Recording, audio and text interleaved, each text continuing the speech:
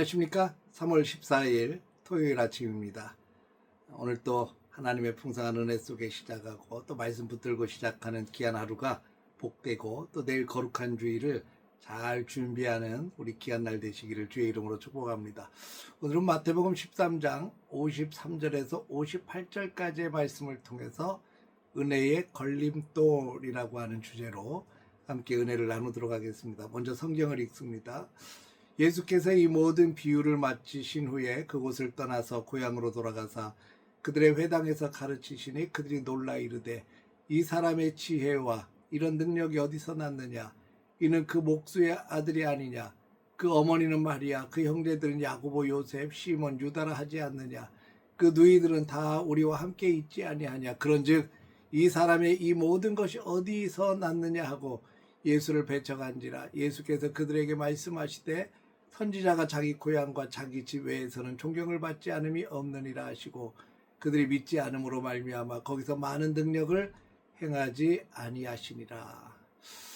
오늘 우리가 함께 읽은 말씀은 예수님께서 고향으로 돌아가셨을 때 있었던 일을 기록을 하고 있습니다. 그런데 참 놀랍게도 예수님을 가장 잘 안다고 생각했던 그 사람들이 오히려 예수님을 믿지 않는 겁니다. 가까이 있던 사람들이 오히려 예수님을 배척을 했습니다. 그리고 그 결과 이 나사렛에서는 많은 능력이 나타나지 않았다고 성경은 말씀하고 있습니다. 오늘 말씀을 통해서 우리에게 주시는 하나님의 은혜를 함께 붙들고 나아가려고 합니다. 첫째는 사람들은 예수님을 보면서도 예수님을 알아보지 못했다는 겁니다. 54절을 보면 예수님께서 고향 회당에서 가르치시사 사람들이 놀랐다 이렇게 기록하고 있습니다. 예수님의 말씀에는 권세가 있었고 지혜가 있었습니다. 사람들이 깜짝 놀랐습니다. 이 사람이 어디서 이런 지혜와 능력을 얻었느냐. 그런데 문제는 그 다음입니다. 놀라기는 했지만 믿음으로 나아가지 않았다는 겁니다. 오히려 이렇게 그들은 말합니다. 이는 목수의 아들이 아니냐? 그 어머니는 마리아, 그 형제들은 야고보와 요셉과 시몬과 유다가 아니냐? 그 누이들도 다 우리와 함께 있지 아니하냐? 여러분 무슨 말입니까? 우리가 저 사람을 잘 안다는 겁니다. 저 사람의 배경도 잘 안다는 겁니다. 저 집안도 잘 안다는 겁니다. 예수님이 어렸을 적에 그 코올리게 때부터 다 지켜보았다는 겁니다. 특별한 것이 없는 사람이 아니냐? 이런 마음이라는 거죠. 그러니까 사람들은 예수님의 말씀의 권세를 본 것이 아니라 예수님의 겉모습을 보았습니다. 예수님이 자라났던 그 어린 시절을 보았습니다. 하늘의 지혜를 본 것이 아니라 육신의 배경만 보았습니다. 구원자를 본 것이 아니라 동네 청년 예수만 보았습니다. 사랑하는 성도 여러분, 사람들이 예수님을 믿지 못하는 이유가 꼭 예수님이 분명하지 않아서가 아닙니다. 많은 경우에 내 마음이 굳어 있기 때문에, 이미 굳어 있기 때문에 하나님이 역사하셔도 내가 내 생각으로 가려버리면 은혜를 받지 못합니다. 예수님 당시 고향 사람들도 예수님을 몰라서 배척한 것이 아닙니다. 너무 익숙한 것에 눈이 가리고 마음이 굳어졌기 때문에 믿지 못한 것입니다. 두 번째는 걸림돌이 된 것은 예수님이 아니라 그들의 불신앙이라는 겁니다. 57절에 보면 예수를 배척한지라 이렇게 기록합니다. 여기서 중요한 것은 예수님에게 문제가 있었던 것이 아니라는 거죠. 예수님은 여전히 하나님의 아들이셨습니다. 여전히 권세 있는 말씀을 전하셨습니다. 여전히 능력의 주인이셨습니다. 그런데 사람들의 마음이 예수님을 받아들이지 않은 겁니다. 결국 걸림돌은 예수님이 아니라 그들이 갖고 있던 고정관념이라는 겁니다. 자기 생각, 자기 판단, 자기 기준이 예수님을 막아 세워버렸습니다. 여러분, 믿음은 환경을 보고 생기는 것이 아니라 믿음은 주님을 바라볼 때 자라는 것임을 분명히 믿으시기를 바랍니다. 고향 사람들은 환경을 보았습니다.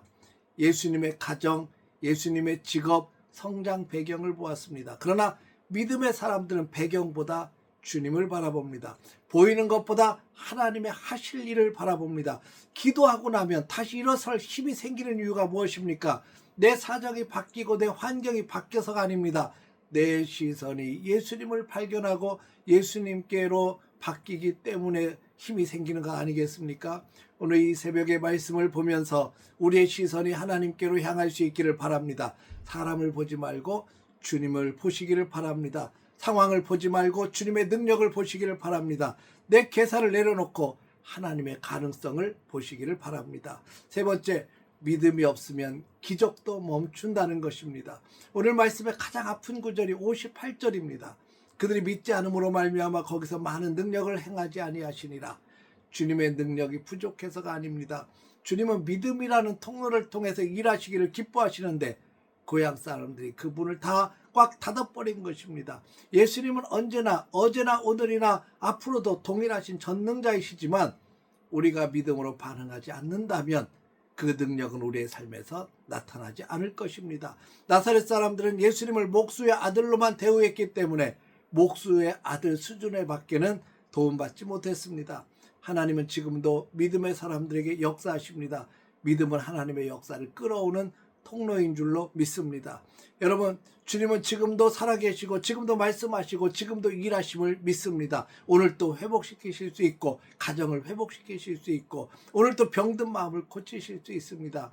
가장 중요한 것은 주님이 일하시지 못해서가 아니라 우리가 기대하지 않는 데 있다는 사실을 여러분 꼭 기억하십시오. 우리가 믿어야 되고 기대해야 되고 하나님의 일하심을 믿음의 시선으로 바라보아야 될 줄로 믿습니다. 겨자씨만한 믿음이라도 주님께 올려드릴 수 있는 우리 귀한 새벽 되시기를 주의 이름으로 축복합니다. 믿음으로 붙들면 믿음의 역사가 나타날 것입니다. 오늘 이 아침에 귀한 말씀을 통해서 나사렛 사람들처럼 어리석음을 경험하지 않았으면 좋겠어요. 오늘 또 주님 꽉 붙잡고 믿음으로 바라보고 하나님의 놀라운 역사를 기대하며 믿음으로 나아가는 복된 아침 되시기를 주의 이름으로 축원합니다. 기도하겠습니다. 하나님 아버지, 나사렛 사람들이 불신앙으로 또 고정관념으로 예수님을 바라보았기에 그들은 기적을 체험하지 못했습니다. 아버지 하나님, 우리에게는 믿음의 시선을 주옵소서. 예수님을 믿음으로 바라봄으로 말미암아 우리 삶 속에 놀라운 기적과 축복과 하나님의 역사가 생생하게 펼쳐질 수 있도록 도와주옵소서. 이 아침에 믿음으로 주님을 바라보게 하시고 믿음으로 주님을 붙들게 하여 주옵소서. 예수님의 이름으로 기도했습니다. 아멘.